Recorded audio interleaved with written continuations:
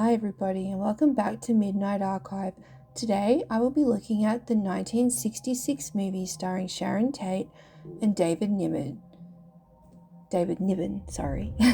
called Eye of the Devil. You know those movies that feel like a dream, but the longer you watch, the more you realize the dream is actually a trap, because Eye of the Devil isn't loud horror, it's not jump scares, it's silk dresses, candlelight, French castles, and a family ritual that might demand blood, and starring the one and only Sharon Tate in a role that feels haunting in hindsight, like she's floating through the film as something almost supernatural herself. So tonight, let's break down Eye of the Devil, the plot, the symbolism, the hidden meanings, the occult panic energy, and why this film feels like Rosemary's Baby's elegant cousin from the countryside. Cue the candles because the truth is stranger after midnight. What this movie is basically gothic mystery, folk horror, aristocratic decay, and cult-like ritual wrapped in one of the prettiest, most stylish films you'll ever see. It's set in a world where the rich don't just inherit land and titles, they inherit obligations, and that's where the horror begins. Plot summary. We meet Catherine, played by Deborah Kerr, a glamorous, well-bred wife living a luxurious life. Her husband, Philippe, played by David Niven, is a French nobleman, but something is wrong. Philippe suddenly receives this strange, ominous message, and without properly explaining why, he insists they must return to his ancestral estate, Bellenac. At first, it seems like a classic haunted countryside return. The castle is cold, the locals stare, the servants feel off, and Philippe becomes emotionally distant.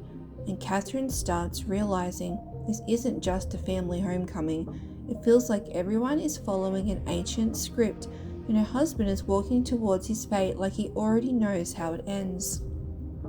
The real horror. Destiny disguised as tradition.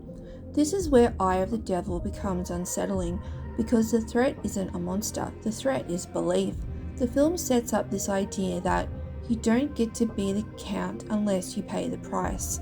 And the entire community, including Philippe's family, treats this as normal. Not tragic, not horrifying, just necessary. And that's the quiet horror at the center of this movie. Tradition becomes a weapon, and Catherine is the outsider who dares to question it. Sharon Tate's presence and why it feels unreal. Okay, we have to talk about Sharon Tate. In this film, she plays Odile, a mysterious young woman who lives near the estate with her brother Christian, and their vibe is not human. They feel like celestial twins, pagan messengers, forest spirits in fashionable 60s styling.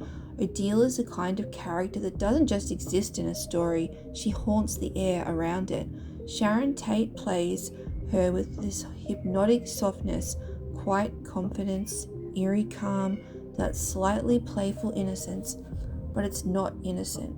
It's almost like she already knows what's coming, and she's not afraid of it, which makes her even scarier.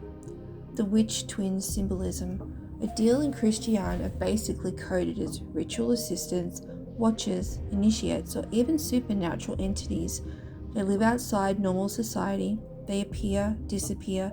They speak like riddles. They feel like the forest's eyes, and that ties to one of the biggest folk horror themes. Nature doesn't care about your morality. Nature demands balance, and in Eye of the Devil, the balance requires a sacrifice. Catherine versus the cult logic. Deborah Kerr's Catherine becomes the emotional anchor of the film because she reacts like a normal person would. She's watching people behave like, yeah, we might sacrifice your husband soon. That's just what we do. And Catherine is like, excuse me, what? This is why this movie works. Catherine is love, logic, and modern.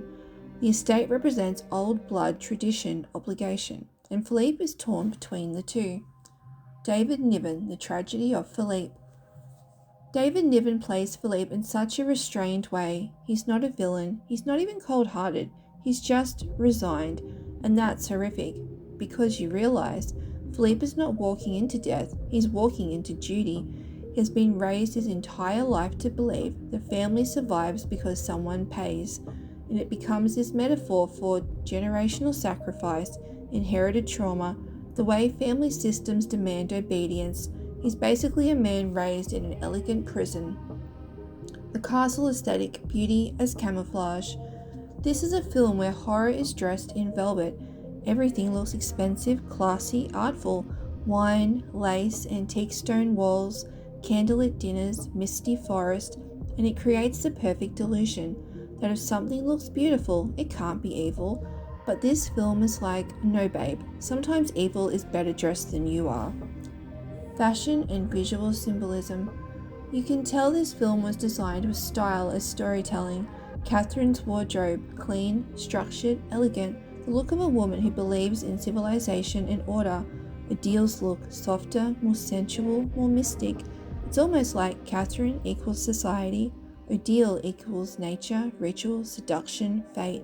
Adele doesn't wear clothes like she's going to a dinner party. She wears clothes like she's going to a ceremony. Occult themes, what the eye of the devil represents. Now let's talk about the title. The eye of the devil can be read multiple ways.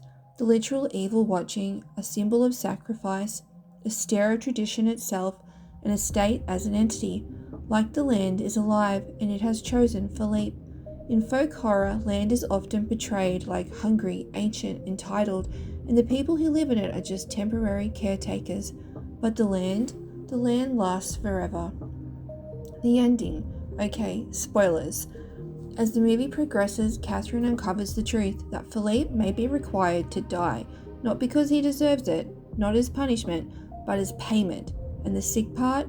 Everyone treats it like it's honourable, but Philippe dying would be noble.